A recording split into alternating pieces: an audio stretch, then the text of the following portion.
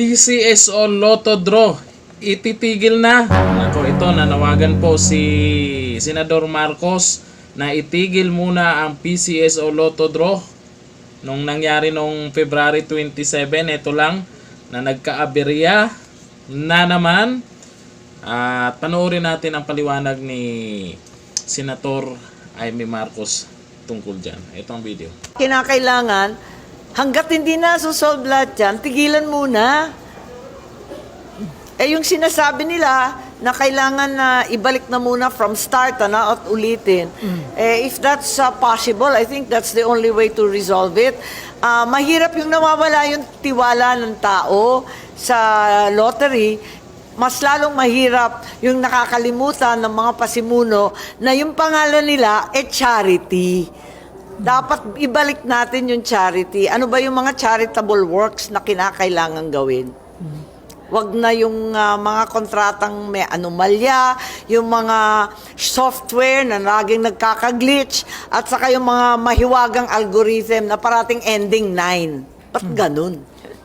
Oo, dapat pakita lahat. Wala namang problema doon. I-livestream na lang lahat at wag sintu-sintu na livestream. Hindi naman ganun kalala yung wifi na eh. Kaya nang talagang tuloy-tuloy. At higit sa lahat, wag naman nakabalot. Nakakaloka naman yun.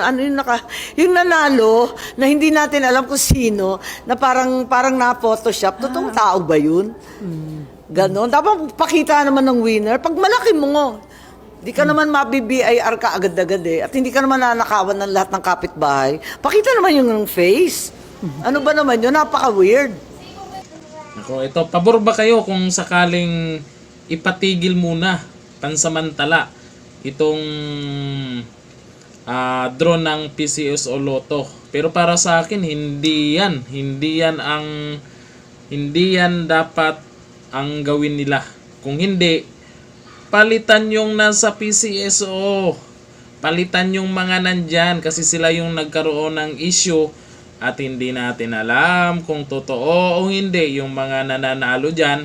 At na itong nakaraan lang, may ginawa din tayong video, nag-viral po yan, na kung saan ay imbis na 197 na po yung lumabas, nahulog yung 1, ay ang dineclare 097. Nakarating kay Senador Amy Marcos, sana naman action na nila.